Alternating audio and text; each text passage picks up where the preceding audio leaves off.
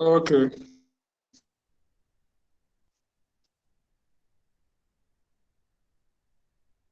Honourable members, I welcome you all to this virtual session. And we'll start with a quick word of prayer. Kindly mute yourselves whilst we start today's program. We'll start with a quick word of prayer. So let's have a short prayer. Almighty God, we humbly beseech thee to look with favor upon this parliament. Grant that it may perform its high duty as in thy sight. Give divine guidance to the SRC president and honorable members of parliament with discernment and vision, integrity and courage, that through the labors of this house, this land and people may be well and truly served, and our good purposes for the common human life be realized in our midst. Amen. Honorable members, on behalf of myself and my colleague to be presenting today, we are glad for this opportunity to speak with you and have this conversation on how we can move KsTU Parliament ahead. I've been having deliberations with your speakers that I have a little to offer. He has given me the opportunity, and I'm glad that this opportunity has been given. So I want us to have a little bit of introductory section. I want each of the participants here to introduce themselves, stating clearly their position. If you are a faculty president, you let parliament, let us know. And then if you are holding a leadership position in the SRC parliament, let us know. So we'll take it one by one. Let's start from Benjamin. Benjamin, then we have Mark Mansfield, then we have Opoku Eric, and then there are two Benjamin here.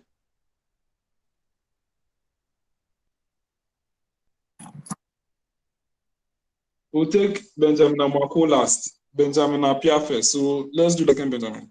I'm in a person of entry, Benjamin Apia, president for Mechanical Engineering Department. Okay, and you are an SRC MP, right? Okay. Yes, please rise up, Honorable.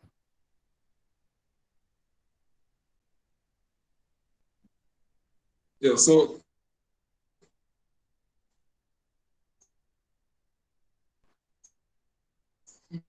Mansfield, let's go with you. Please, my name is Mark Mansfield. Yes, we can hear you. Proceed. Hello. My name is Mark Mansfield. I'm the president for the Pharmaceutical Sciences Student Association at KsTU. And currently, I am the majority chief for the KsTU Students Choir. Fantastic. Opoku Okay, thank Eric, you. let's Right hear from Honorable. you. I'm the person of Opoku Eric, Computer Science Department President, Member of Parliament. Okay, Benjamin Amwako.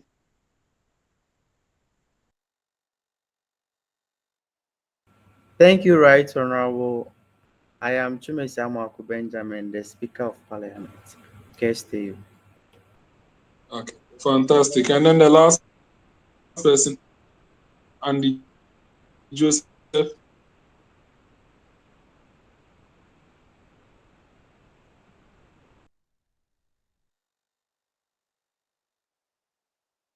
Yes, Andy Joseph, let's hear from you.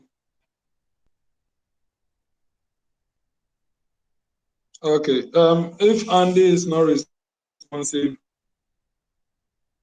I'll go ahead and introduce myself and my colleague. Hello. So I am John Amegashie-Viglo. Okay, yeah, Andy, let's hear from you. Yeah, thank you, Right Honorable. My name is Andy Joseph, and then the president of IDC and also currently the deputy majority leader. Okay, fantastic. So I'll proceed with my introduction. When I was there, I was Deputy Chief Justice and President president of ProMax KsTU. I became the Constitutional Review Committee chairman of HASRC upon drafting their constitution. And then right after that,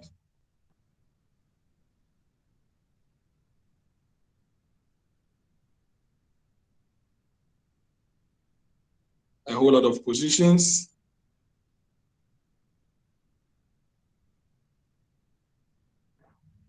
And an executive director of Local Impact Movement is Right Honorable Amanor, Deputy Chief Justice. And then the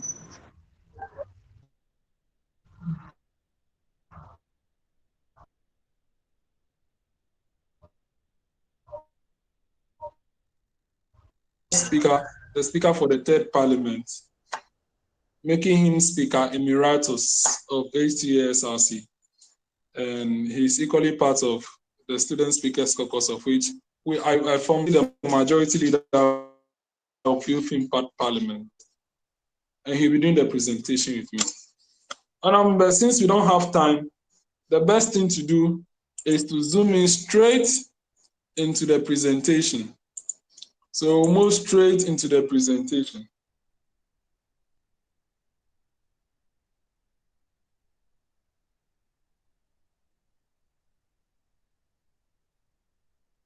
Honourable members, even thought about coming to school.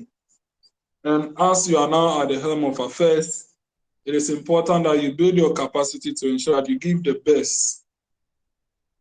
You give the best that you can offer. I do recall that I came to Kumasi with Amanor as well. That was the 2020, if I'm right, 2019 for the GNUS Congress. And when I came, I had the opportunity to have a dialogue with Brobe, who was the then SRC president. And I also had a conversation with his vice president. And he gave me a copy of the KsTU SRC constitution. And I still have that constitution because it was from all those constitutions that I was able to draft the HTU SRC constitution that has been reviewed that they are using today. So I am not so distant from you because you and I are all technical university students, just that I am already a graduate. So we are not exactly apart, so different that you can claim that I'm from a traditional university. I'm also a technical university mind, and we are doing great things. We have great things in us. If I've been able to reach here that by His grace, coaching speakers of the traditional universities and then all those, all shows that you cannot also get there. It was all about learning more. Amanor and I engaged in constitutional studies back at 2019 when we started reading constitutions of republics, associations, notes, and then all those, just to know what is there in a constitution in order to draft a good constitution. In order for us to form a good parliament for our SRC, because as of then, the SRC had General Assembly and it was the president chairing. So in order for us to start an entire parliamentary session having a speaker, we had to go and learn by watching proceedings of a lot of houses. I can tell you that Amanor and I have watched not less than 100 hours of proceedings of Parliament of Ghana. I, in particular, have watched not less than over 20 hours of proceedings of Parliament of Kenya. I've watched proceedings of county assemblies in Kenya, proceedings of Parliament of Trinidad and Tobago, proceedings of the Congress of the United States of America, proceedings of the Congress of the Philippines, proceedings of Parliament of South Africa, as I mentioned, and a lot proceedings of Parliament of Singapore, and then a whole lot just to understand the entire concept. We went ahead and even watched proceedings of KNUST SRC Parliamentary Council, and then just to learn how the thing is. So for us to get to where we are, that we are able to teach others, was because we studied it. We dedicated ourselves to learn what is there. Had consultations, calling members of parliament to understand how things are done. And even through all these things, I have been able to meet the first Deputy Speaker of Parliament, Honorable Joseph Osei. And just to understand some, I do ask him questions how these things are done, just to have the concept and the standardized practices to share this knowledge to improve parliamentary practices of student legislatures in Ghana. So if we can do it, you can also do it. Now, moving on to my first point that I've noted, even before we tackle the slides. I want to have this clarification from you all. I know very well, if the constitution that the then Vice President has given to me has changed, no problem. But if that constitution has not changed, I want to know why this House is using two names that purposively mean different or are not in line with the SRC constitution. I can see SRC Legislative Council, and I can also see Student Parliament House. And those two things are different from what is in the constitution. Are there any clarifications for using two different names which is different from what is in your SRC constitution? I believe there is no response now. Or Honorable Benjamin, you have a response? Okay, let me just proceed. For the records, I know very well that the KsTU SRC constitution, in fact, even before you continue, is this parliament not the legislative chamber of KsTU SRC? That is a question for all of you. Yes. Hello. Yes, Mark, I can hear you. Yes. Mark, can you hear me? Yeah, I can hear you, and I answered your question by saying that it is the legislative chamber. We can hear you. Yes, very good. Very good. So now let me proceed with the presentation. So you can all unmute yourselves now, mute yourselves so that I can proceed with the presentation. So if this chamber is the legislative branch of KsTU SRC, it should not be called Student Parliament House. Now you may ask, why is it so? For the records, Parliament of Ghana has instituted something called the Student Parliament House Initiative, and it is in KN, it is actually in UG, it's at UPSA, it's at Central University, it's at KNUST. And those parliaments are not SRC legislatures, and they are specifically called consistently Student Parliament House. So when you hear Student Parliament House, UPSA, it is not their SRC General Assembly. When you hear Student Parliament House, KNUST, it is not their SRC Parliamentary Council.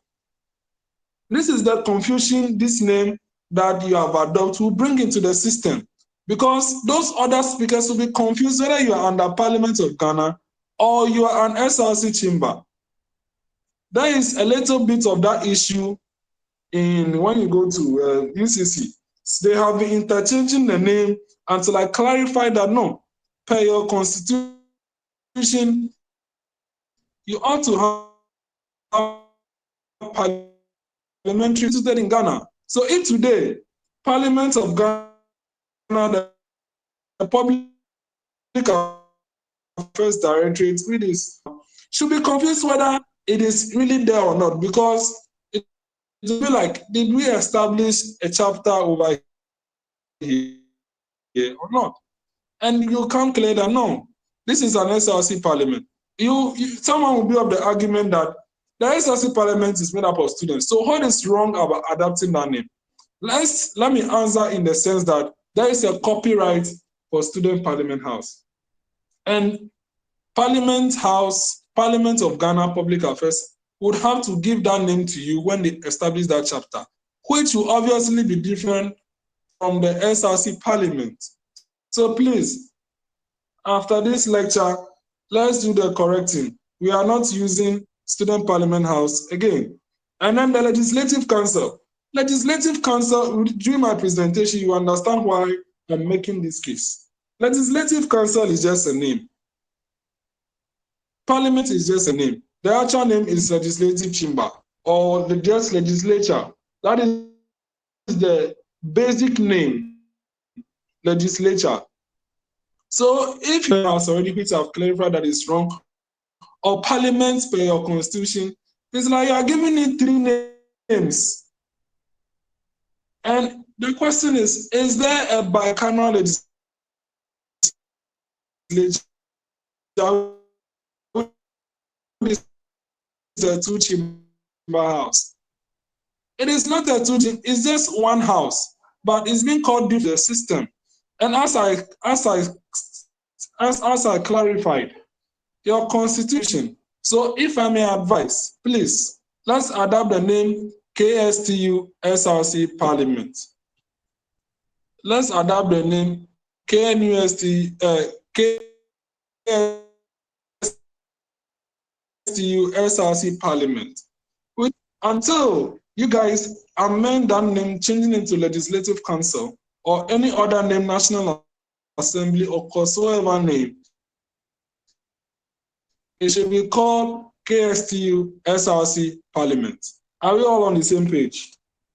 Okay, fantastic. So I will now proceed with my presentation. And I hope the leaders here will take this matter serious and then work on it. So, what is Parliament? As I stated, Parliament is simply a name for legislature.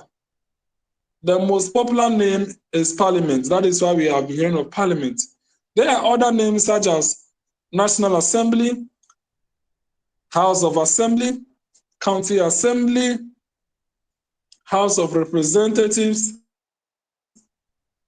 House of Common Senate, National Council of Provinces, National Congress, National Diet, Chamber of Deputies, State Duma, General Assembly, Federal Assembly, the Assembly of the Republic, the Assembly of the People, Legislative Council, Council of the Nation.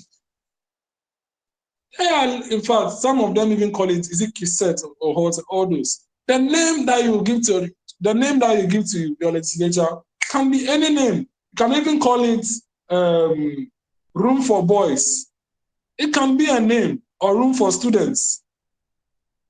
Whatever name you adapt can be the name for your legislature. So Parliament is the most popular name given to legislatures. That is why we think the original name is Parliament. No, the name is legislature, but Parliament is one of the common names that is being given. So in Ghana, as you know, we have Parliament of Ghana. So now you ask, what then is legislature? A legislature is a lawmaking body of a country, state, province, county, region, or etc., made up of elected representatives from politically demarcated territories called constituencies. Parliament is the representation of an entire population of a territory. This makes it the highest court of the land as well in so many countries. So you see, that is the reason why in KsTU per your constitution, presidents of departments form and then some other representatives form your parliament. It's because it is becoming more like they are representing the people. They are representing the people. But it is not always that everyone there is representing some because, okay, well, yes, basically, because even when the Attorney General is part, he's representing the president. If we have a quantum of people who are supposed to be youths, members with disability and women, they are representing those. So in all cases, that is a fixture on iota of representation when it comes to Parliament. So as I said, you can either have a unicameral legislature, which is just one chamber or house, or a bicameral legislature, which can be two chambers, which is two chambers. So the name Parliament It's being used in Ghana. Parliament. So we have Parliament of Ghana, Parliament of Uganda, Parliament of Sierra Leone, Parliament of Georgia, Parliament of Singapore, Parliament of Sri Lanka, Syria, Finland, and all of them, Montenegro. National Assembly is used in Angola, Burkina Faso, Chad, Malawi, Niger, Tanzania, Vietnam, Hungary, and all of them. Legislative Assembly is being used in Tonga, El Salvador, and then all of them. So let's look at this picture here. The picture here is the National Assembly of Tanzania. It is a 393-seater house, and the composition is clear. Apart from the speaker, they have 264 members elected from single-member constituencies who win by first past the poll, which is a simple majority. 133 members are elected who are women only, using party list proportional representation. Then they have 5 people elected indirectly by the Zanzibar House of Representatives of the President of Tanzania. And they form this beautiful house you are seeing here. This is a unicameral legislature. It is the only house and it takes decision.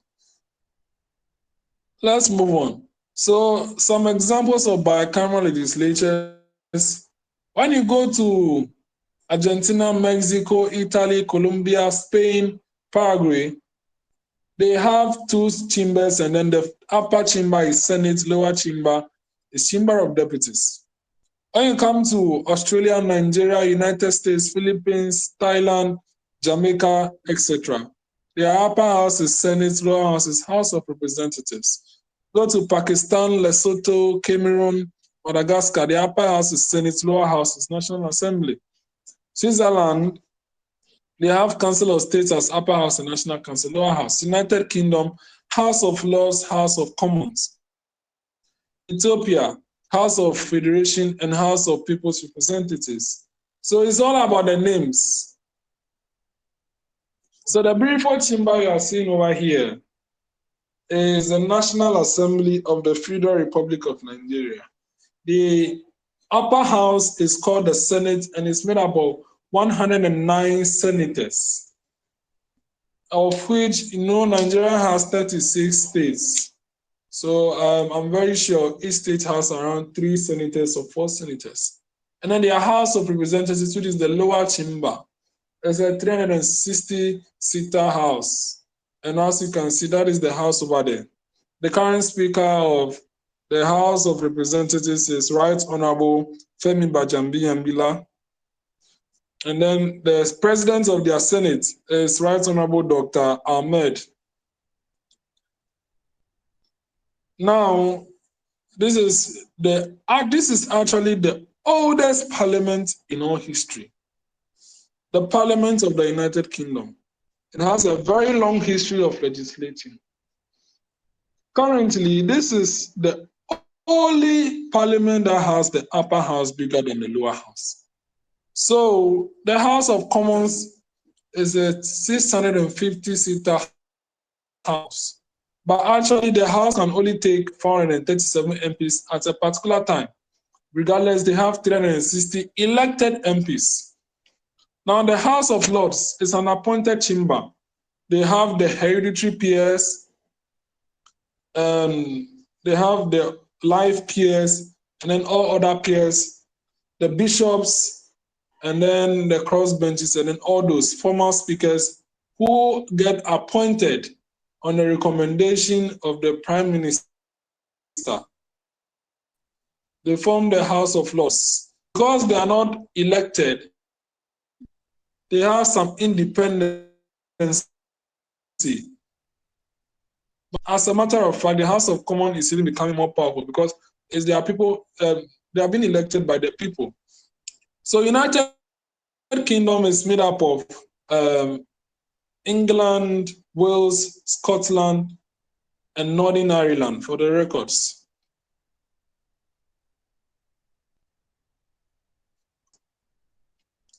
That is it over there. So the head of your legislature can be speaker, which is the most popular one.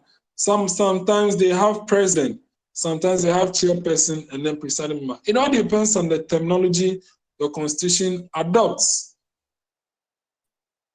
And this is a gathering of speakers. You can see our second deputy speaker, the Honorable, who is at the back of President of Rwanda, Paul Kagame. In front of him in the red robe is the former Speaker of the National Assembly of Kenya, Right Honorable Speaker Emeritus. Is it forgotten the name? Paul. Let's move on. And then Femi Bajambia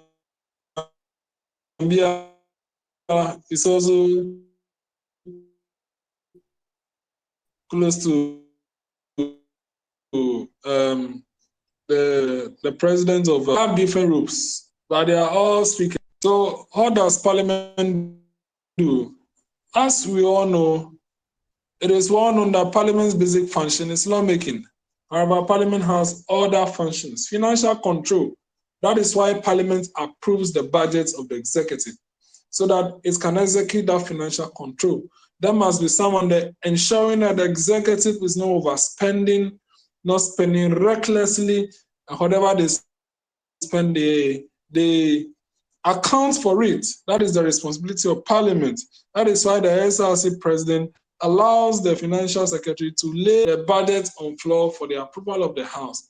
That is the execution of financial control. In Republican parliaments, approval of taxes, appropriation bills, budgets, and then all those, and in fact, approval of loans, all of them are part. Oversight role of government.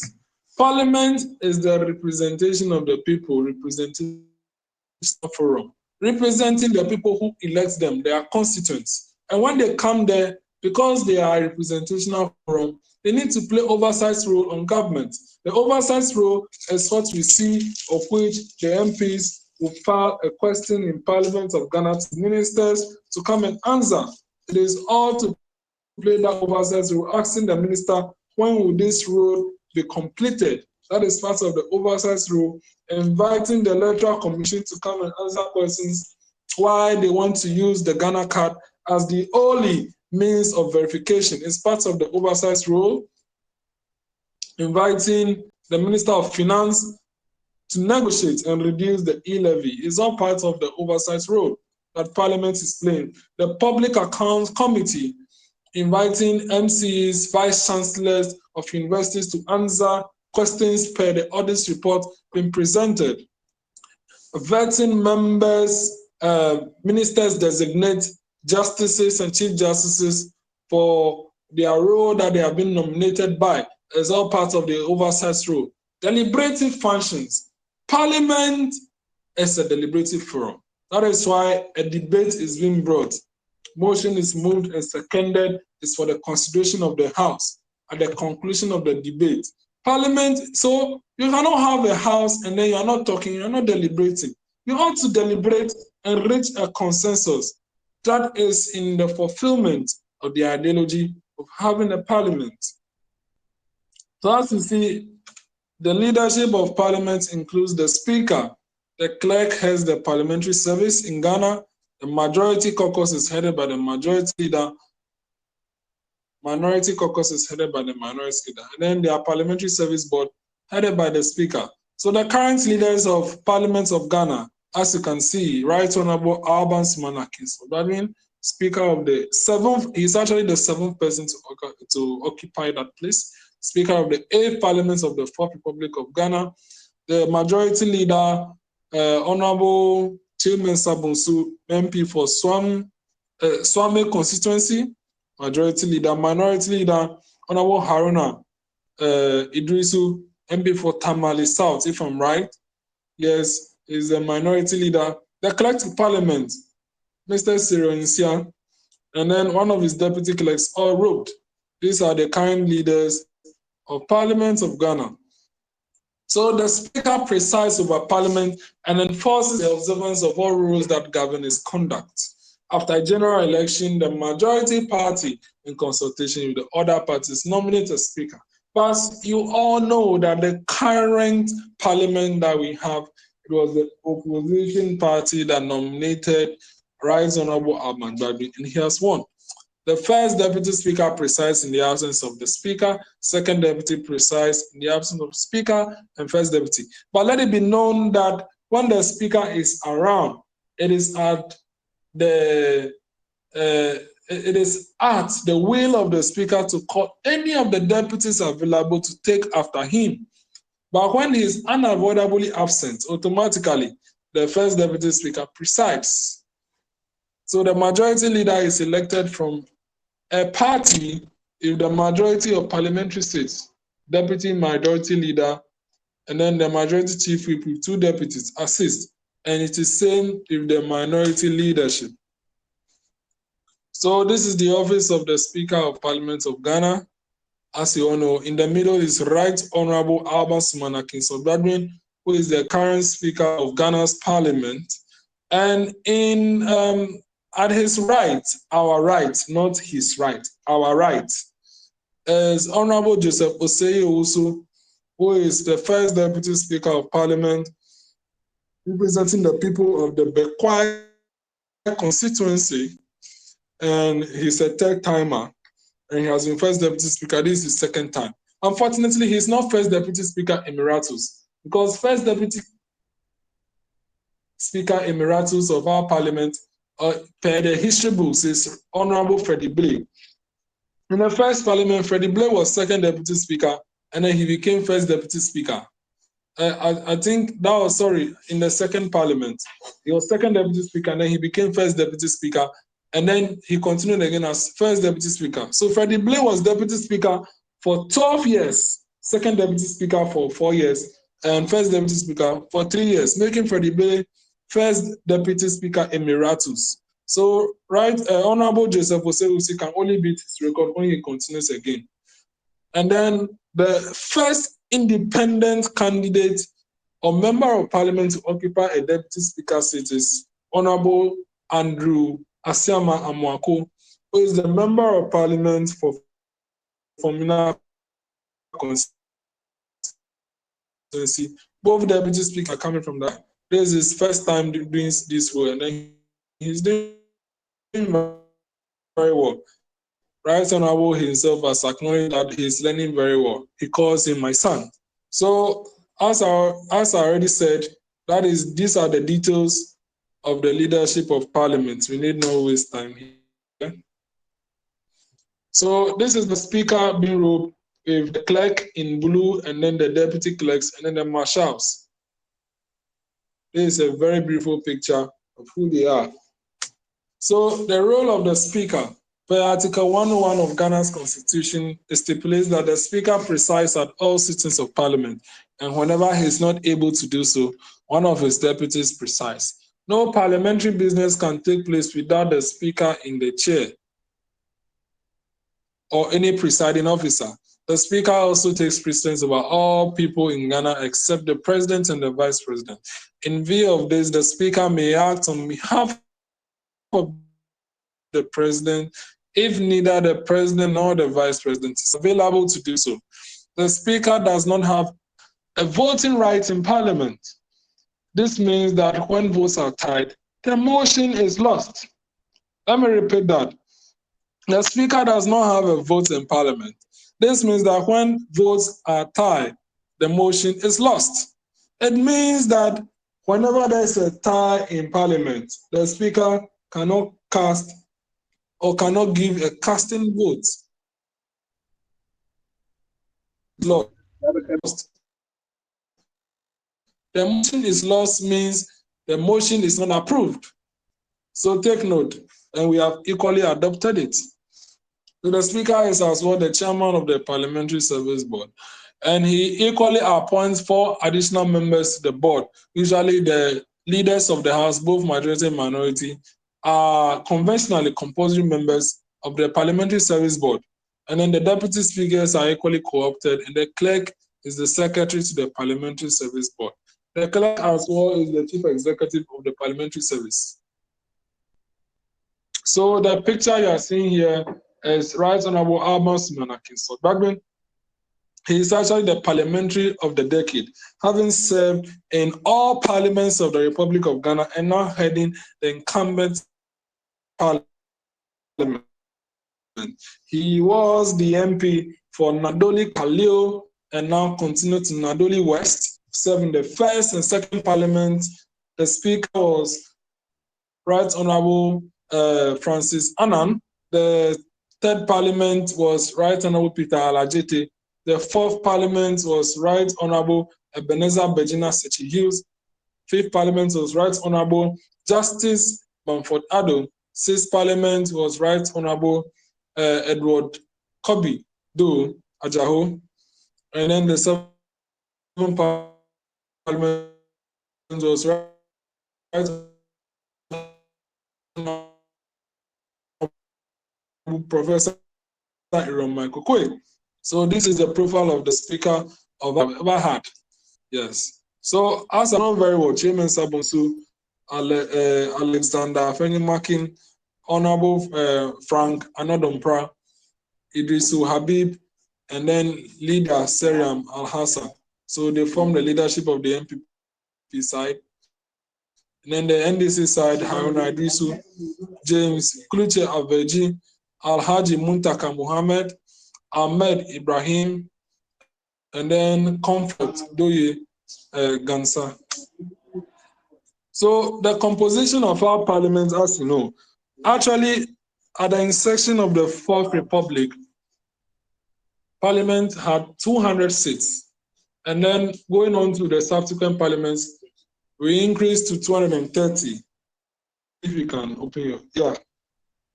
It increased to 230, and then later on became 275. So as of now, both parties have 137 with the former MP breaking it. So I think we're calling him presidential parliamentary president, but he starts with the MPP in doing business. So with the distribution of seats, it's 6 seats from Ahafo, 47 from Ashanti, 12 from Bono, 11 from Bono East, 23 from Central Region, 33 from Eastern Region, 34 from Greater Accra, 6 from North East, 18 from Northern, 8 from OT, 7 from Savannah, 15 from Upper East, 11 from Upper West, 18 from Volta Region, 17 from Western, and 9 from Western North, summing up to 275. So, honorable members, the beautiful picture you are seeing here is our parliament. Our parliament, the speaker is on the speaker's dais, and then the clerks are in front of him, 4 chairs, the clerk himself, 2 deputies, and 1 other parliamentary service member. There's a table in front of the clerks, and then the dispatch boxes are on top of it, and the mace of parliament is in front. Our parliament of an ark.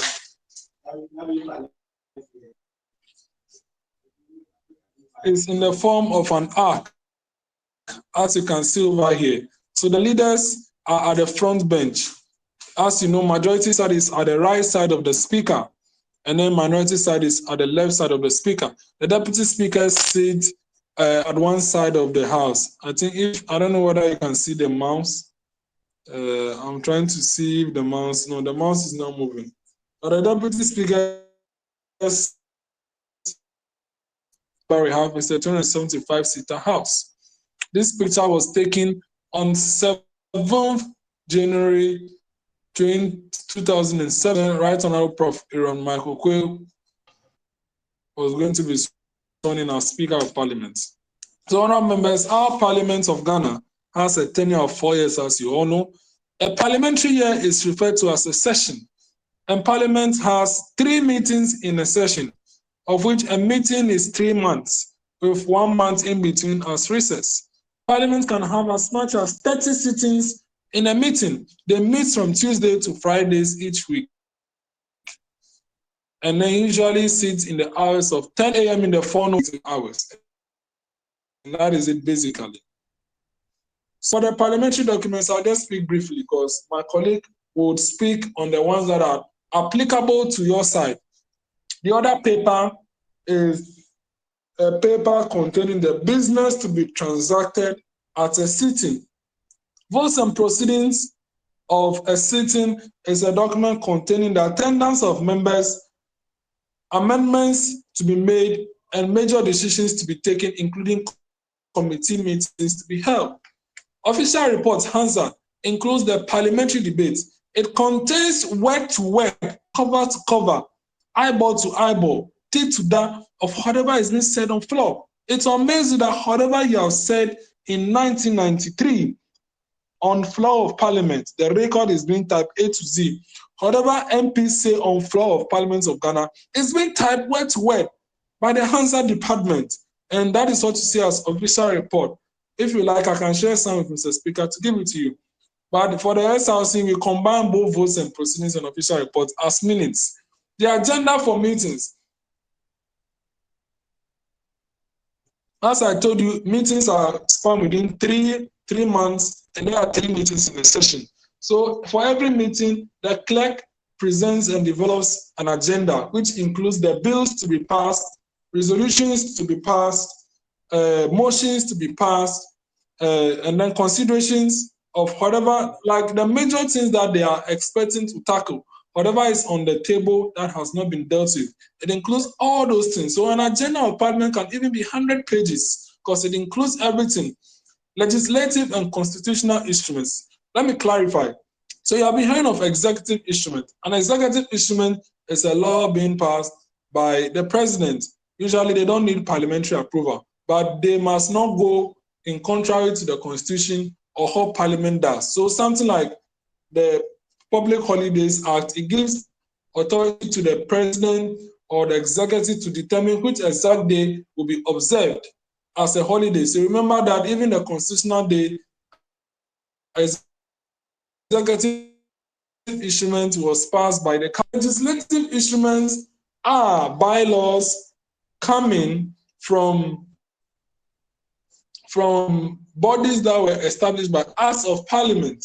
They are being called the legislative instruments. So assuming the Right to Information Commission has an LI, they want to pass a law, they will bring it as an LI and then it will come to Parliament for approval. And then Electoral Commission, that one is a constitutional body. CIs, which is constitutional instruments, are passed by constitutional bodies. SPH is in the Constitution, Electoral Commission is in the Constitution, and then all those other bodies, NCCE. So whenever they want to pass any bylaw, it comes as constitutional instrument subject to parliamentary approval. As you know, bills are proposal of laws. They can come from the executive or private members. Until it's been passed, it is a bill. And when it's passed by parliament and assented by the president, it becomes an act of parliament. The standing orders are rules that are used to govern the house. Because the constitution of our republic states that the house shall provide for the regulation of its proceedings by its standing orders. So the standing orders, you can have standing orders as well, and other documents not listed here. Honourable members, at this point, I'd like to invite my colleague, Right Honourable Amanor, Speaker Emeritus of ATUSRC, to continue. So before he takes the floor, this picture was taken during the 3rd Parliament. This was how our chamber was before the red one that you are seeing. This was how it was. And we are having wood carvings like this. And then the person presiding, this is rather 4th Parliament, yes, because the robe I'm seeing here is for Right Honourable Ebenezer Virginia Sechi Hughes. So this picture was taken during the 4th Parliament. And the person presenting right now, I'm very sure, was the majority leader. So, Right Honourable Amanor Devina, can you take the floor?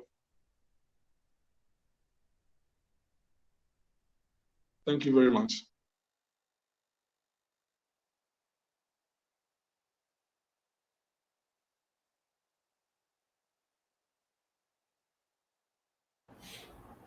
Okay, so thank you very much,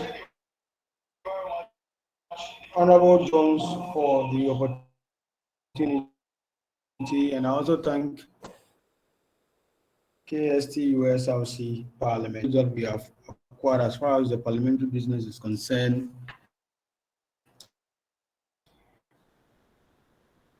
Within the, I've always been saying that maybe we are all not going to end, not all of us will end what we are doing here. Some of us would like to take it further. So in a situation whereby I've not taken notice of the introduction Honorable Jones you guys did earlier. But let me use myself as an example. Maybe in a couple of years to come, probably 8 years from now, you'll hear that I've been elected and said that when that time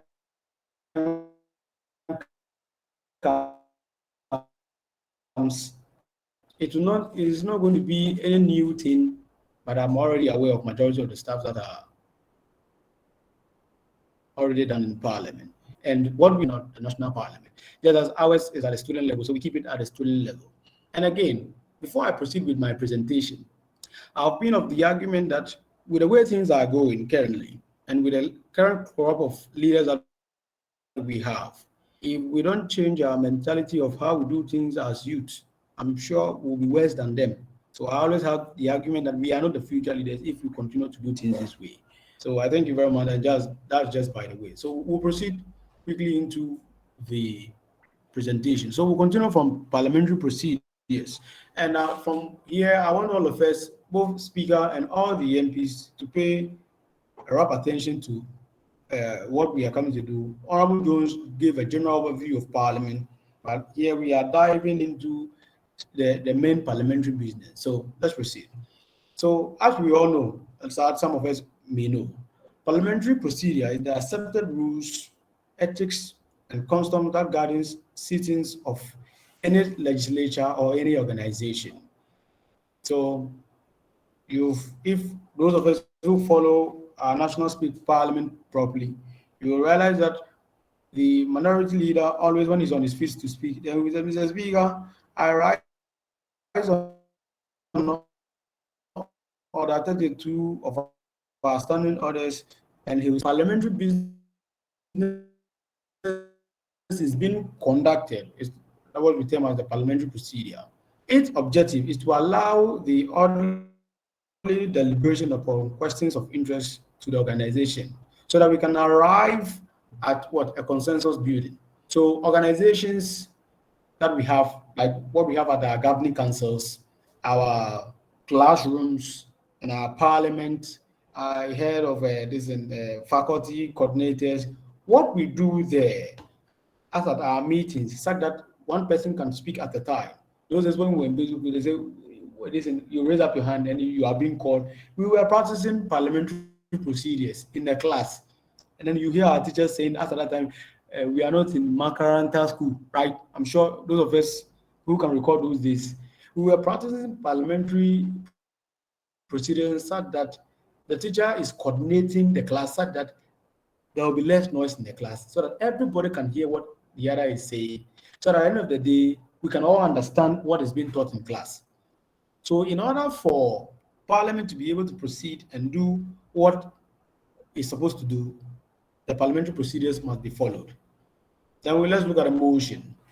So in every parliamentary procedure, a motion is a formal proposal by a member of the legislative chamber that the House take certain action.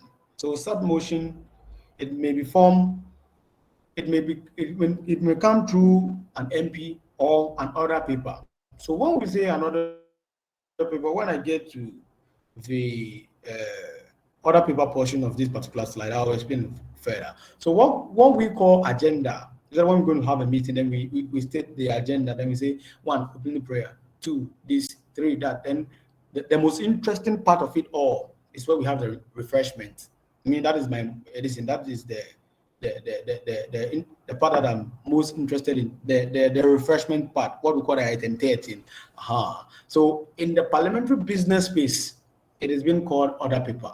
So motions can come by order paper or by an MP who tables it.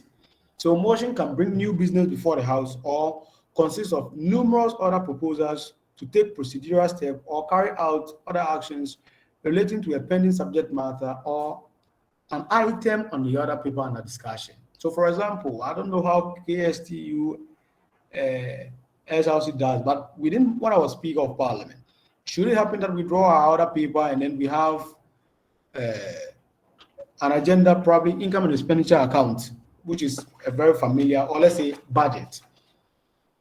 When the budget is under discussion, I probably get to a particular item on the budget where I want to table a motion and I'll be on my feet.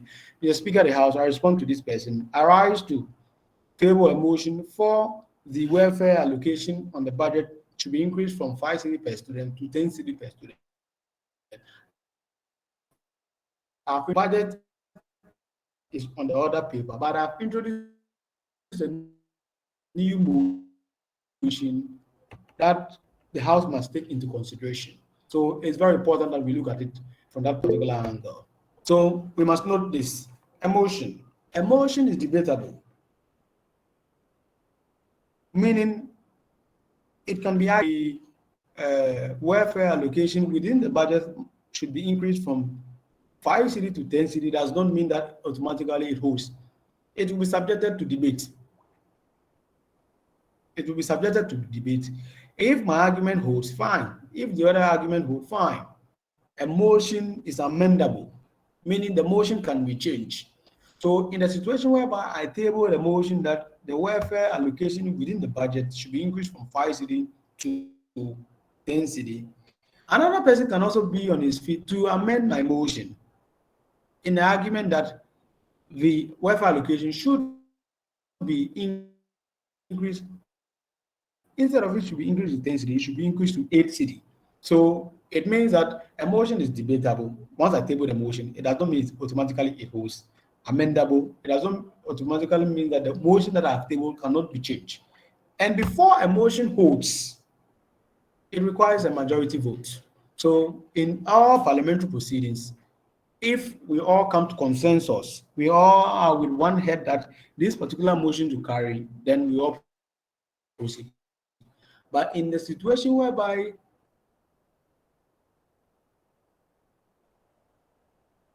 we get further in the slide, you understand properly what I'm saying. So an amendment is used to modify the main motion. So when I tabled my motion that the welfare allocation within the budget should be increased from 5 cedi to 10 cedi, whoever is coming to amend my motion is coming with an amendment to modify the main motion that I have brought out. And before your amendment goes, you must get what? A debater. Sorry, it requires a second debater and then a seconder. So you move the motion and then it is being seconded. For the mere fact that you move the motion, once you don't get a seconder, the motion don't hold. So it is very important. So as I rightly said earlier, a motion requires a majority vote to stand. And as Honorable Jones rightly have said, any motion that is being voted upon, and then we have a tie. When we say have a tie, I'm sure we all understand. Like we have the same number of votes for the two motions on the floor. So for example, I'm of the argument of 10 cedi increment and somebody say 8 cedi increment. When we vote, and 10 cedi has 20 people voting for it, and 8 cedi has 20 people, that motion is being nullified. It means that motion does not hold anymore. So if we could follow the situations that happened in 2022, when the e-levy was brought to Parliament, you realize that the number of seats between the MPP and the NDC was the same number of seats, which Speaker was not in the chamber that day. So 137, it would have rendered the motion to be nullified. So you could realize that in order for that motion to be passed in their political way, the first deputy speaker, Joe Wise, excused his chair so that he can come and vote, so that the second deputy speaker assumed the seats. And then you realize that Ashaman MP and Asnogwe went for the chair, and there was a whole uproar in Parliament that day. So when you pick it from that particular angle, I don't know whether fights do happen in KsTU Parliament. But me, my Parliament fights sometimes do happen, and it it is borne out by some of these issues. So it's very important. So type of motion. So procedural motion. So mostly the procedural motion comes by a way of agenda or the other paper. So I'll be using the other paper most often because in Parliament we call it other paper. Maybe in other meetings they call it agenda. So the procedural motion comes with what? An order paper. So you realize that we say opening prayer, welcomes report, finance officer report, income and expenditure account, audit report. Those are the procedural motion. If nothing changes, that is how we are going to follow that is the order of business for that particular day. Then we have the private motion. So these are the motions that are being filed by members of parliament.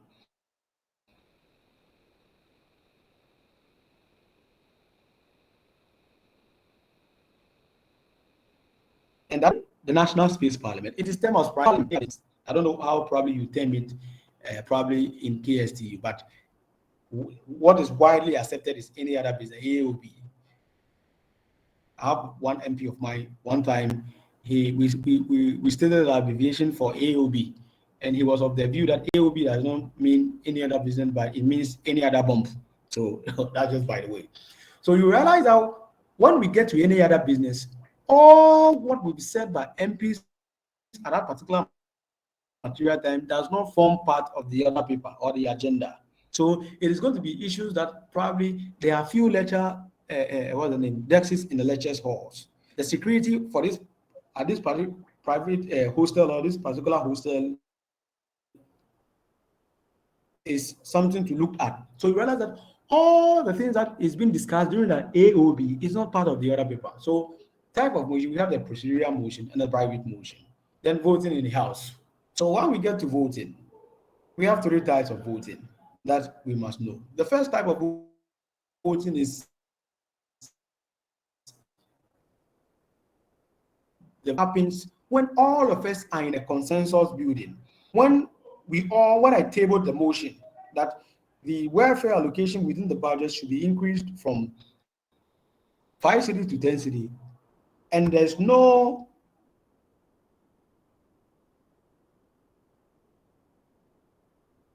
all of us have agreed that it should be increased from 10 cedi to 5 cedi to 10 cedi, then the whole house is in consensus. Then speaker will put the question. All honorable members in favor of the motion say aye.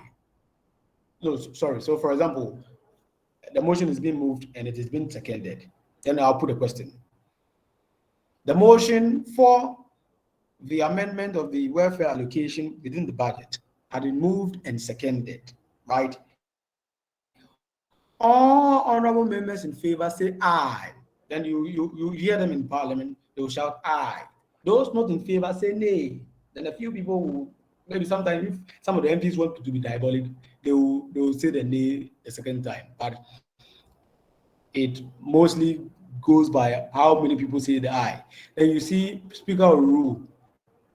The ayes have it. Then the motion is nullified. Are we getting it? But mostly the ayes have it. So for example, when we are adjourning the meeting, I say move a motion for the adjournment of this sitting to a further notice. Then you hear, my name is this. I rise to move the motion for the House to be adjourned to further notice. Mostly this is not in your parliament yet, but we do have it. I do have it in my parliament. So mostly the majority leader moves the motion for the adjournment of the sitting, and then the minority leader seconds. Then I put a question. All honorable members in favor for the adjournment of this sitting say aye. Then you hear them saying aye. Those in favor say nay. Then I'll rule. Honorable members, the ayes have it. Therefore, this House stands adjourned unto further notice. So maybe this is this particular part will be for speaker. When we move from here, we'll take it from this particular angle. I'm sure speaker is online, right? Yeah. So I don't know whether Honorable Jones told you about the book that Honorable Harrison Bello promised us the other time during the virtual leadership meeting. the books are ready. I've taken mine and I've glanced through. It's a very nice book. So I'll find a way how you get yours in Kumasi, God willing, next week. One of my colleagues is coming from Kumasi to write exams over the weekend. So when he's coming back, I'll give the book to him so that he gets it to you. So that at the end of the day, we'll all be able to upgrade our knowledge as far as the parliamentary business is concerned. So voting by head count. So this is where the speaker openly counts the vote by members, either by head or by hand. So this is mostly done when there is no consensus building, but that particular motion that is on the floor is not a very delicate issue under discussion. So for example, if there are two motions on the floor, whereby we don't agree that the allowance should be increased from, the welfare allocation should be increased from 5 cedi to 10 cedi, and then the 8 cedi person is still there. So now we have two motions on the floor. So for the House, in order for the House to be able to arrive at a particular decision so that it will be carried on as the new order of the day by the House as a whole, then there will be two motions. So this is not a delicate issue under discussion. So there will be voting by head count. So you see that mostly what I do is I will tell that the honorable member who moved the motion for 10 cedi stand on my right, and an honorable member who moved the motion for 8 cedi should stand on my left. Then I put a question. Honorable members who are in favor of 10 cedi, kindly be on your feet. Then we count them. Honorable members who are in favor of the 8 cedi, kindly be on your feet. Then we count them. So this voting by head count. So at the end of the day, if the 10 cedi people are more than the 8 cedi people, it means the 10 cedi people have carried the day. So they'll call for a new motion and it will be seconded, and then we proceed. Now, voting by secret ballot is when we are having a very delicate issue on grounds, for example, removal of officers from office. Yes, I'm a very good friend of the president, and I don't want him to know that I'm part of the people who want to remove him from office. So this particular one, in order for us not to hurt anybody's feelings, it comes by secret ballot. So mostly in parliament, voting is mostly done by head count and voice voting. Secret ballot comes when the subject matter under discussion is a very complicated issue on the floor. So if you could recall, when e-levy came, it was done by secret ballot. During when was the name on the 7th of December, January 2021, zooming into the 8th Parliament, we all knew what happened that particular night when the voting for Speaker was ongoing, where my very good uncle, Honorable Carlos Ahingra, tried to snatch the ballot papers and ran away with it. And then my good godfather, Honorable what is his name? Minority Chief Whip Mutaka have to do what he did that particular day. So when the subject matter under discussion is a delicate issue, it goes by secret ballot. When there's no consensus building, head count. When we all agree that this is the way to cut it, so that those of us who are faculty coordinators, we call it faculty coordinators. So I don't know how you call it. The faculty, those who are in charge are heads of the faculty. Probably when you go to a faculty meeting, you can adopt this particular voting in your house. It's very important and it looks very nice. A minute, please. So debating in the house. So a debate. Those of us who went to who attended basic school, I'm aware some of us didn't attend basic school. Some of us, they were so shocked to the extent that they jumped, what's the name? How do I put it? From crèche all the way to senior high school. I was one of them, by the way, but I had what's the name? How do I put it? Cousins of mine who attended basic school, so they taught me those stuff in the house. That's just by the way. So a debate is just a formal way of discussion in the house. And when we are debating, they say opinion are like noses, and everybody has one. So that's why you realize that within parliament, there's decorum. Decorum in the sense that when Honorable Okudato Blacko is speaking, when I have a rebuttal or what he says, I'm not comfortable with it, I take my turn and speak. So in order for us to reach a decision in the House, there must be debate. So parliamentary debate comes in the form of questions to ministers. So if you could recall, Honorable Okujetua Blakwa is always about President Akufo-Addo traveling with private jet. So he always table motion for the Interior Minister to come to Parliament to answer questions. So when the Interior Minister gives his response, the debate is in the House. The minority does it, the majority does it. So when FO or the financial officer brings budget to House, we debate the budget such that it will conform to the wishes of the student populace. Then statement to the House, reports, bills, private members' motion, constitutional instrument, all comes by debate in the House. So at the end of the day, we can be able to what? Reach a consensus. Oh, beautiful Parliament. These are our beautiful Parliament from the sixth Parliament.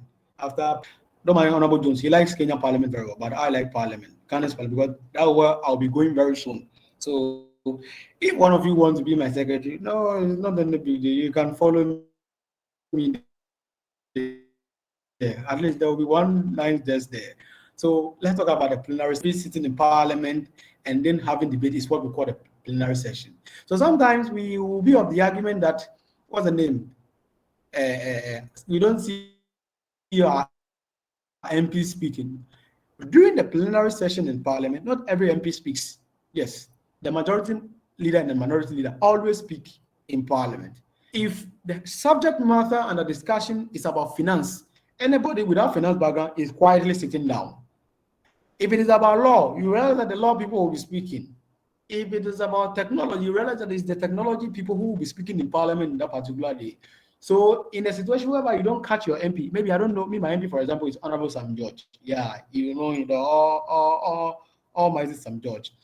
So when you have to do with issue got to do with SIM card registration, you see that Honorable Sam George and those people will be the ones speaking. When you get to foreign affairs, you see that Honorable Okujetua Blakwa and those are the ones who will be speaking. When you get to finance, then you realize that the finance people will be speaking. When you get to law, then you see Honorable Katie Hammond and those speaking. So the plenary session in Parliament is what we normally see on our television, but the main work of Parliament is done at the community level. So the plenary session is the most visible element.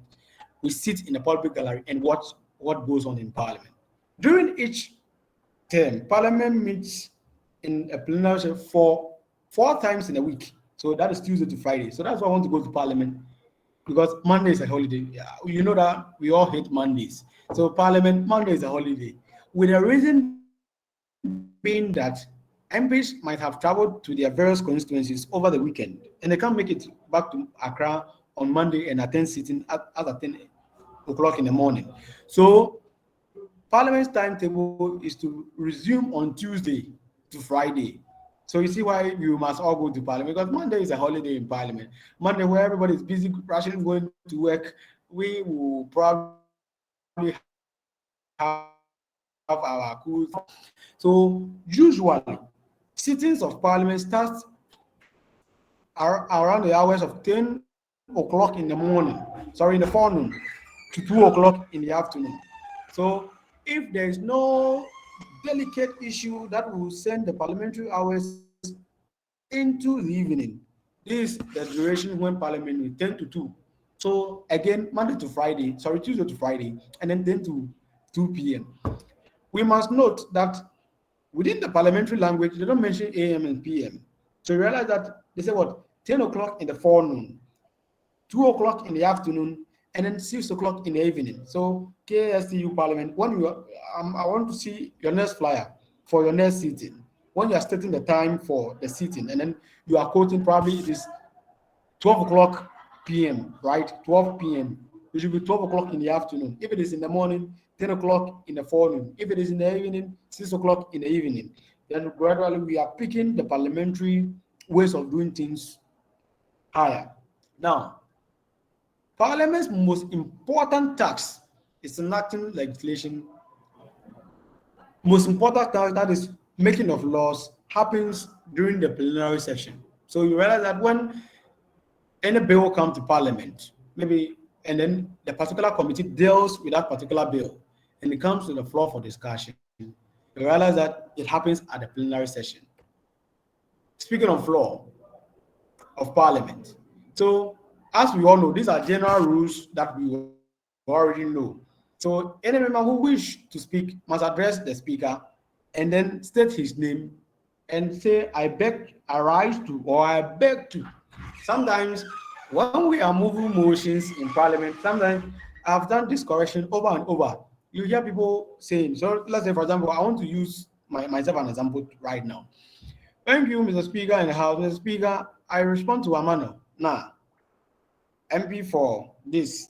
Mr. Speaker, I rise to move a motion that. We don't rise to move a motion that. Mostly you hear majority of the MP saying, you don't rise to move a motion that. Kind of, it look like a tautology.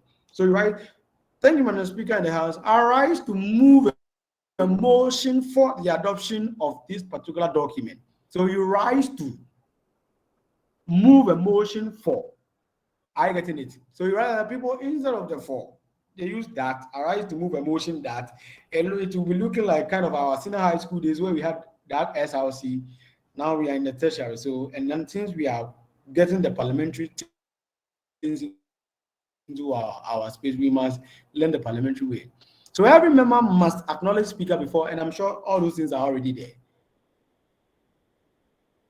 And another thing that we have to know that when you are ending your submission, you must add thank you to indicate that you are ending your submission. This is very important to the clerk. It kind of confuses them where you are ending. So you realize that when they bring the minutes, what we call in parliament, we call it vote and proceedings. When they bring, you know that there's no, when you read the minute, you know that there's no flow of ideas through the minute. So when you are making the submission, so let's say, for example, I'm using myself again. Thank you, Mr. Speaker, or Mr. Speaker in the House, I respond to Amanor. I rise to move a motion for the adoption of the other paper. Mr. Speaker, I thank you very much for the opportunity to signify that I've ended my submission. So, and then again, no member shall leave the House without the permission of the Speaker. So those days we have porters, that the porter ensures that there's order in the House. It's the same thing. Debate rules. So the Speaker and the deputy speakers, and then the leaders of the House are being addressed by their position and not their names. So that's why you realize that when you are in the chamber, you say Madam Speaker, Honorable Deputy Speaker, Honorable Majority Leader, and Honorable Minority Leader, Honorable Chief Whip. Aside these people who hold positions in the House, any other person is addressed by Honorable and then his name. So if you don't hold position in the House, if you are not the Speaker, if you are not the Deputy Speaker, if you are not the clerk, if you are not the Majority Leader or a Minority Leader or a Whip, you are being addressed by a name. But all those who have position are being addressed by their positions. The Speaker does not take part in debate in the House, but sometimes it becomes very necessary for you to take part of the debate when honorable members want to take issues into their own hands and do their own thing. Yeah, that one will be for Mr. Speaker. We'll debate it backstage. The members must not know. They must not know the strategy we use to pin down troublesome members of parliament in the House. Any member who defies the rules of debate or deviates from the other paper can be called to order by the Speaker or any other member of the House. So those days when we were the junior members of parliament, when we were somewhere in level 2, that was my work. My work was to put people to order. So once my hand is up, it means that I'm coming to put you to order. It was all fun and it was part of the learning process. Mr. Speaker reserved the right to ask any member of parliament to resume his seat when he or she is making the submission. And you have no locus whatsoever to challenge the decision of Speaker. So, Mr. Speaker, if you're online, you are listening to me, please use your power. When you're in the chamber, let them know that this is a chamber. Anybody who wants to go against your will, you can show the set person the door. But just by the way, anyway. Any member Yes, who please, I'm uses online foreign and language joining or from quote there. figures to support his or her argument in the House must provide proof. Otherwise, you are misleading the House. Are we getting it? So you can't tell me that what's the name? President Akufo-Addo has flown. That's why you realize that every now and then, when Honorable Okujaso Blakwa submission about President Akufo-Addo chartering plane, he said that he comes with figures like how much it costs Ghana per hour per something like that. So you must provide proof for your argument. A member shall not read his speech, but may read extract from a written printed document. So when you have 370, let's say for example, 5-page document, assigning ministers and majority leader, the leaders in the house that will be permitted to read full speech. Any other member of parliament making submission in the house are to read extract. So you realize that when you go to the MPs who have active social media, you realize that they'll post, these were the extract from my submission of parliament on this day. So the extract is simply that kind of small kind of poster. Is that when Akufo-Addo gives speech, they do those posters and then extract his speech onto the posters. So they name on 1, 2, 3. So that is extract.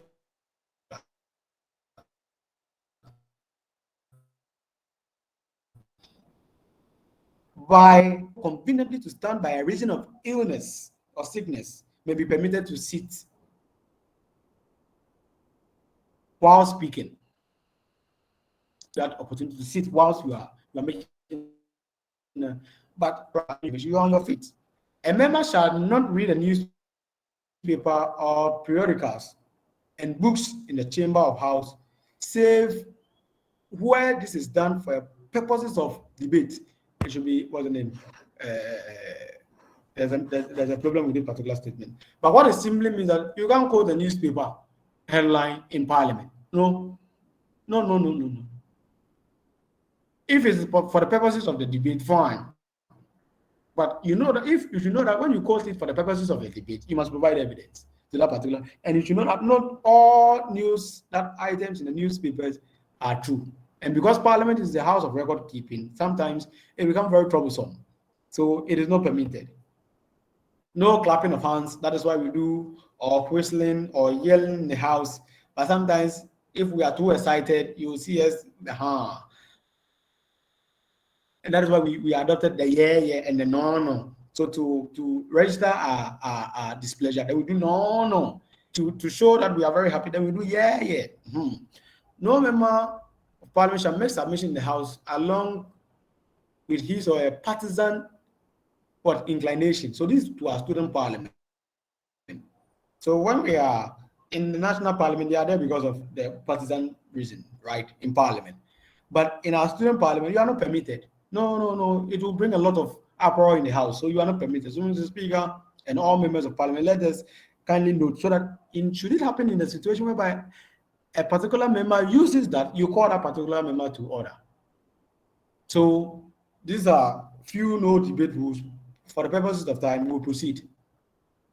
No debate rules. Things that you are not done as far as debate is concerned.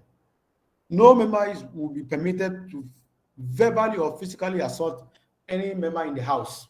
When you do that, you know what it amounts to. It amounts to contempt of parliament.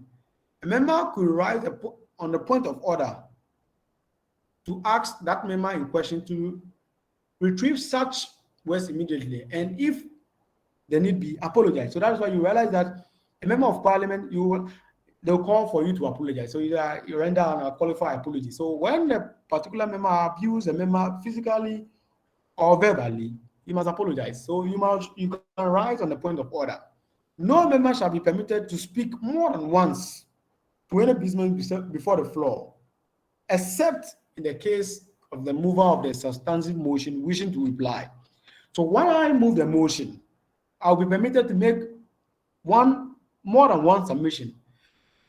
But if you are making a follow-up on my motion, you are not permitted to make more than one submission, with the sense that at the end of the day, everybody will be permitted to speak. I'm sure we're in the same space. Thank you very much. Rulings of the Speaker. The rulings of the Speaker are like verdict of cases before the House. The Speaker mostly rules on matter not brought by motion. So when there are delicate issues on the floor, and then we discuss, and we say all honorable members in favor say aye, and then we say nay, and then Speaker said the ayes have it, Therefore, the motion carries and the speaker bangs his gavel. That becomes the ruling. So when you go to the law courts, the court where they send people for the wrongdoers and those issues, you realize that when the judge passes the verdict, irrespective of how you are not okay, you must obey. And that same applies to the speaker. So all members of parliament should grant the speaker that particular audience such that there will be decorum in the house at the end of the day. I make the argument every now and then that all of us want to be good leaders when we get the opportunity and want to make change. But we've all forgotten that when we were followers, we were bad followers, giving the leaders troubles. So when we become good leaders, when in as much as we want to become good leaders, we'll have crop of bad followers who will complicate issues for us. So all members of parliament, I'm pleading with all of us. Let's grant speaker that particular indulgence that he needs. The ruling of the speaker becomes the precedent and must be adhered to without debate. So the ruling of the speaker can be challenged with a motion for reconsideration, like what we have in parliament, in the law court as an appeal. So it's very important. Content of parliament. So we'll go through briefly. We'll not, for the purpose of time, we'll go through briefly. So when you when you disorderly conduct yourself in the house as a stranger or an observer. So when you go to parliament and you are observing proceedings and you are not permitted, you see, in a student parliament space, we have observers who come as students and they are being permitted to speak because it's student parliament. But when you go to the national space parliament, it's only the members of parliament who will be permitted to speak. When you're in the public gallery, you keep quiet and observe.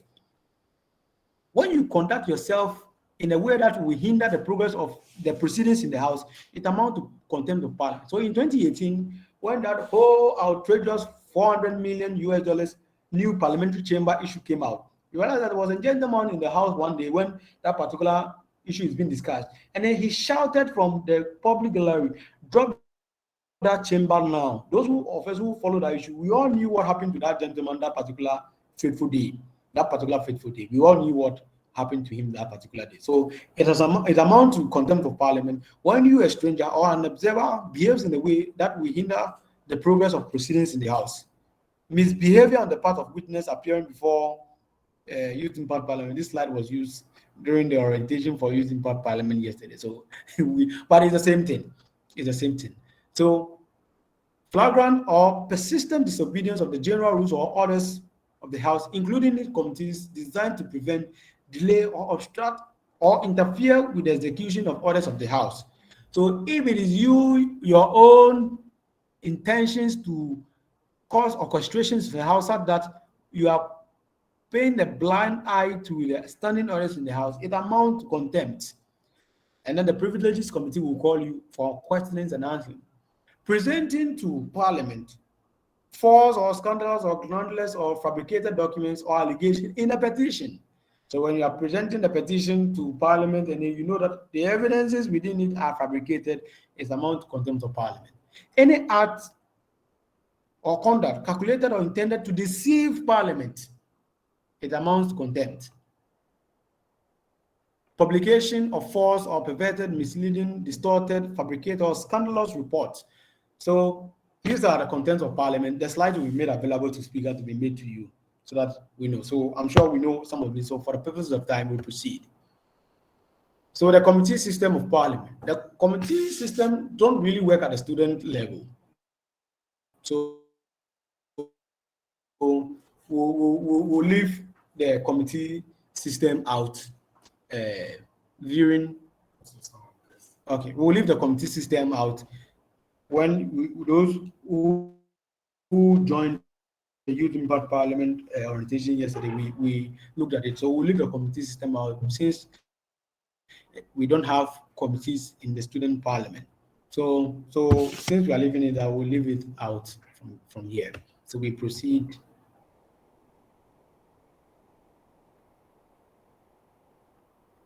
Science. So every house has its own set of interventional science, and I'm sure we already know them. So there will be no need for us to go through. Dressing of members. So you realize that when we are designing the flyer for the city, you see strictly, it must be, your dressing must be strictly official, right? You can't go to Parliament House with what's the name, your gangster jeans. Then you see those days are those beds that were those and Gabbana. Then you wear t-shirt. No, it's not an accepted way of dressing the Parliament, and I'm sure we are all much abreast with this. All this is with the sense that when we are prepared, and then for main parliamentary work, we already know what we are already what we are to do. So, order of business for youth about Parliament. So we'll just take it as passing of bills in Parliament. In whole technical university House of Parliament, within the first Parliament, we passed seven bills into acts. And in the second Parliament, they passed a few ones. In the third Parliament, when I became Speaker again, we passed 5.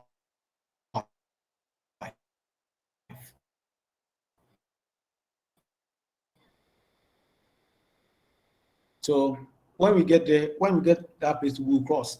So, but the first reading is done, then it's being referred to the committee for consideration. So, if it is a bill on education, it is referred to the education committee. If it is a CI, it is referred to the subsidiary legislative committee in Parliament. If it is a bill on what's the name, human rights, it is being referred to the human rights committee in court. It is on the bill on foreign affairs. It is being then we come to the second reading consideration stage. The third reading, then ratification, and then assentment. So ratification simply means we accepting the bill for it to become an act. Then president signs it to become an act. So this is a gavel and a mace. I'm sure KSTU, SLC already has a gavel and a mace. So the gavel signifies the authority of the speaker. That's why when the speaker holds it, then you hear on the table, bang, bang, bang, bang, bang, order in the house. Then everybody will tend to keep quiet. Then the mace signifies the authority of the house. So you realize that when, what's the name? So those of you to observe currently, this is how the mace works. When President Akufo-Addo is not in the chamber, the mace stands in an upright position. If President Akufo-Addo is in the house to perform any official duty, the mace is being laid on the table with the head of the mace pointing to the majority side of the house. So I'll give all of us an assignment to look at it. So I just saw a flyer of yours, so sir, your state of affairs house is coming. So we can process that one. Once the president comes into the chamber, the mace will stop standing in an upright position, signifying that the man with authority is now in the house, which is no more the mace.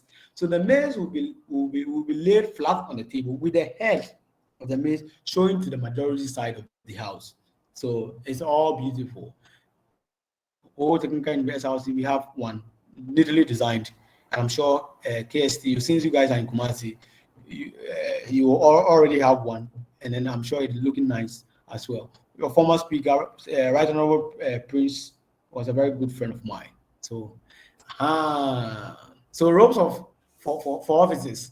So that is my good self in the middle between the two ladies. That is my clerk. So from the far right, that's my majority leader, Honorable Agbovi Calvin. Then after him is the first deputy speaker, Honorable Theophilus Baini. After him, that is our clerk to Parliament, that is Honorable Grace Fafali. Then my good self, you see the way I'm looking handsomely and highly spiritual and beautifully in my robe. So that's my good self, Right Honorable Amanor David Narh. After me is my second deputy clerk, Pegita Abna. Then after her is my second deputy speaker, Honorable, what's the name? Okay, perfect. Fafa Amuji Deku. Then after her is my minority leader. So in every parliament, all minority leaders are very diabolic, troublesome people. I don't know whether you have same thing in KsTU, but all the minority leaders I've worked with, all of them are troublesome. It's also all fun. So this is our rope system over here in Whole Technical University. I'm sure KsTU also has this. Just for the purposes of the argument, I wanted to show it to you. So this was the last state of SRC I checked before I zoomed out. So we picked our lessons from the National Space Parliament, where the 4 principal officers sit on the stage whilst proceedings goes on. So from the right is the Vice President, His Excellency Brycelon Vixen, myself, the President, Chamo Kisi Ampedu, and then the Chief Justice Dwamepo Innocent. So this is the setting for our SOSA, and then it has been captured in a very colorful moment in our auditorium here, and then my 2 beautiful clerks in front of me. So I thank you very much for the opportunity. But there's one thing I skipped that I want to go through briefly before I bring my what's the name presentation to an end. So I talked about the other paper, which happens to be the agenda for the sitting of a particular day. So we at Whole Technical University, we mostly pick our lessons from the National Space Parliament. So this is how we have our session of the 4th Parliament of 8 USRC other paper for the first sitting of the first session of Parliament, which was held on the 21st of October 2022. So that particular slide were not part of this slide, but that's just by the way. So you realize that we have speaker's prayer, adoption of other paper, beautifully designed, kind of. So this is how we have our other paper. Then we have some few rules behind the other paper that is been. So this is an other paper for a major sitting, and then this is the other paper for an emergency sitting. This is how it looks like. So when you look at our other paper, we have the speaker's prayer. In our parliament and in the National Space Parliament, one meeting is about starting. It is only the speaker who prays. Unlike in the normal meetings where they will ask, can an honorable member pray for the sitting to begin? In Parliament, only the speaker prays, and the speaker has a specialized prayer that he prays every now and then. When from the National Space Parliament, we adopted the National Space Speakers Parliament, did a little bit of skirmishes to it, and drafted it to suit our situation here. So this is it. It goes, Almighty God, we humbly beseech thee to look with favor upon the Parliamentary Council of the Student Representative Council of Whole Technical University. Grant that it performing high duties in thy sight, give divine guidance there. So you realize that at the starting of this particular session, Jones said a particular prayer. So this was where he picked and the inspirations from. And I like the second aspect of the prayer. It's like, oh God, grant us a vision for us as fair as it might be. So if what's the name? KsTU SRC don't have a prayer this way, I'm charging you currently to adopt this prayer. When we pray that this particular prayer, it boosts the morale, me especially. I don't know for the members of Parliament, me especially, it boosts my morale. So I thank you all very much for the opportunity given me to share my knowledge, my little knowledge about acquired as far as student Parliament is concerned, and I'm very happy to share it with you all this blessed evening. I'm being told, my boss had just told me to just put nice in case, but how we organize is what I show you a few pictures of. So the principal officers sitting on top, the Chief Justice arrived at the national space. Follow, maybe Whole Technical University, we has addressed it a bit.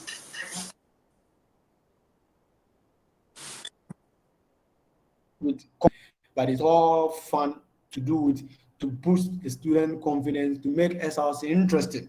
So I'm sure with ours, we stream our social live on our Facebook page. So at whole KsTU South Parliament, when you go there, you see all the social videos there. So it's very important for you to have a look at it if probably you wish to.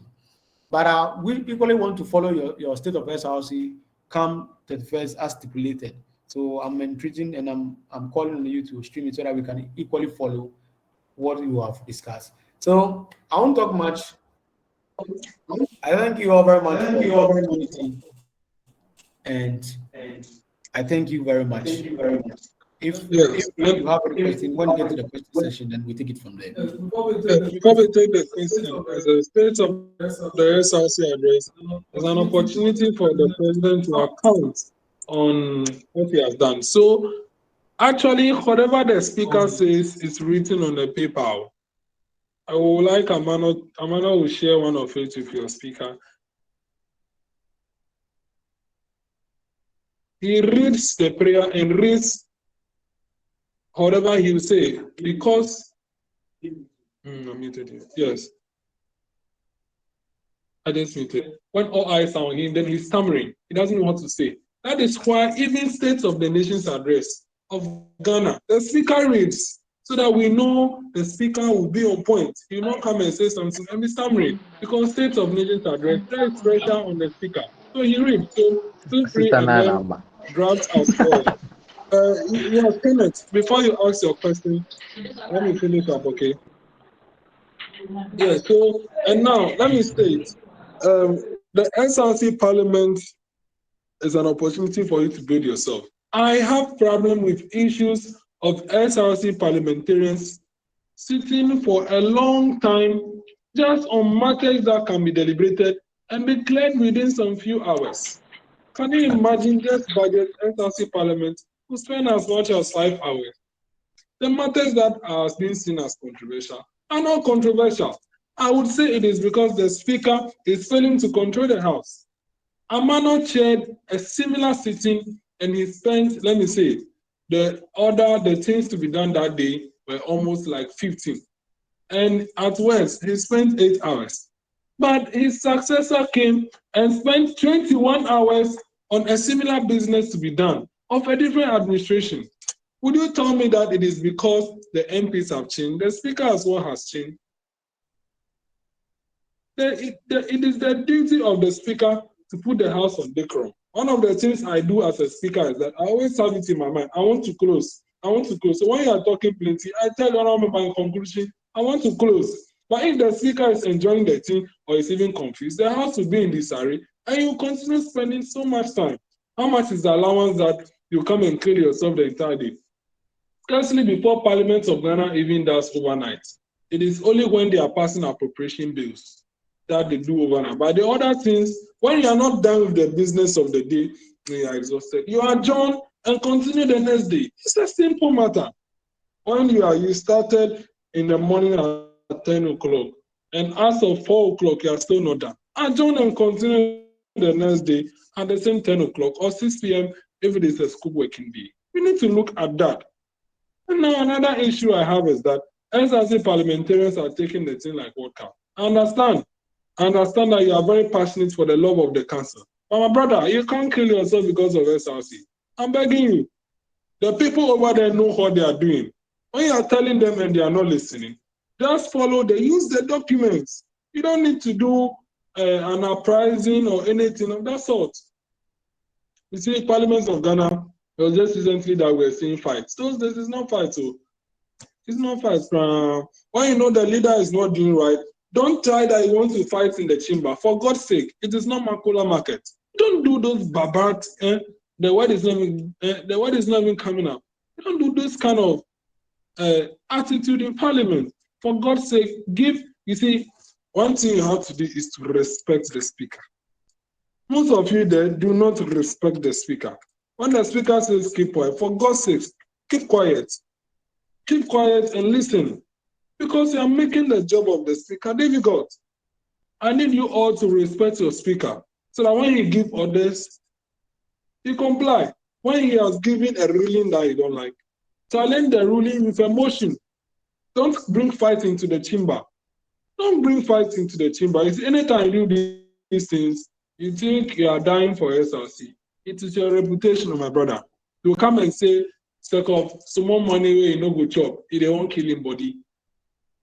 It won't kill him body." Honor members, let's look at that. Okay. And then the organization of state of SRC address is very easy. So the speaker as well, I'm hoping we'll do consultation. Let the president draft his speech and then he goes straight and then work on it. And your rules and gavels as well, let's work on that. Honor members, we are now open for questions and answers. If you want to ask your questions and answers, raise your hand and then I'll call you. Questions and answers. Are there any questions?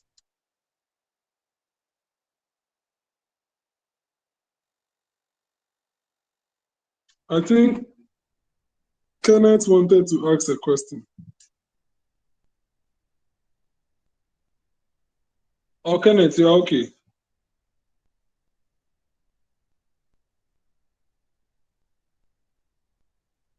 Benjamin, Emmanuel, Theodora, any question? Right, Honorable Speaker, in the absence of question, in the absence of no question, in the absence of question, rather, we would like to call it a day. Okay, Mark. Yes, Mark, ask your question.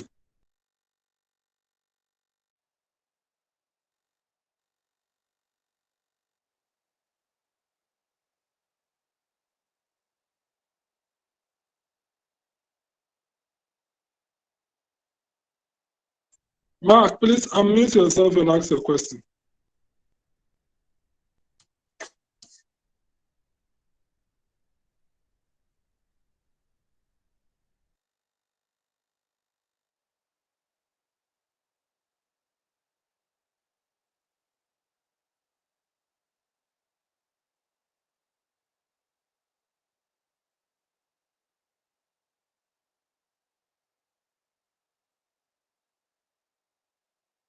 Okay, if Mark is not able to ask, I think he's having issues with his network.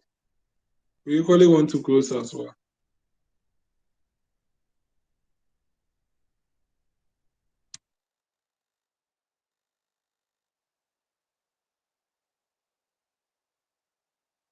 Okay, the person who was speaking earlier, I think you can proceed with what you're doing to close us. You're closing. Yeah.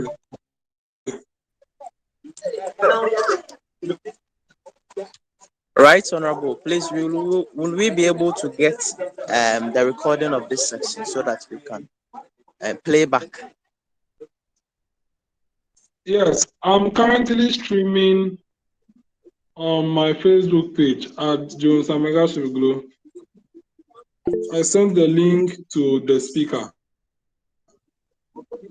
Yes, and also I'll upload it on my YouTube channel, so you get a recording.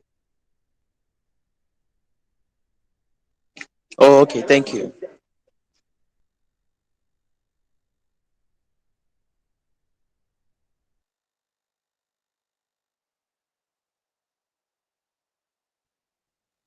Yes, Theodora Boydu, I think you wanted to close us with your closing remarks on behalf of the SRC. Mark, you just SMS, type your question, and then we'll reply. Whilst Theodora closes us. Okay, Right Honorable, please can you hear me? Yes, I can hear you. Yes, please, you want to take this medium. Please, thank you so much for tonight for such a wonderful presentation. We say thank you so much on behalf of KsTU Parliament. We say thank you so much and we are grateful. Thank you very much for your time and for everything. Thank you.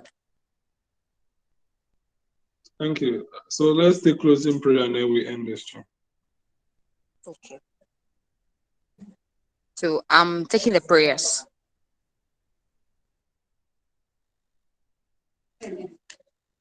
Thank you. please proceed. Thank you, everlasting Father, for tonight.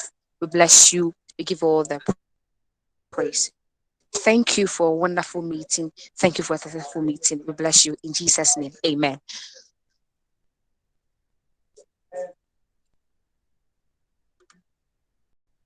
Okay. Although we have closed, let me just answer Mark's question. So right now we are unofficial.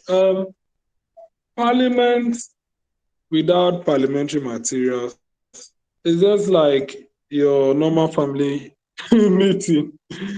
It's just like a normal family meeting. And I think KsTU is well funded by your dues. You should be able to afford the ropes, base, and then all those. How much do they cost? Dedicate 5,000, get new ropes. I can design them for you. And then we'll get a tailor to sew them. Get a mace around 1,000 cedis and 2 gavels. If you don't acquire it now, you're never going to acquire it. It's about parliament. We don't have any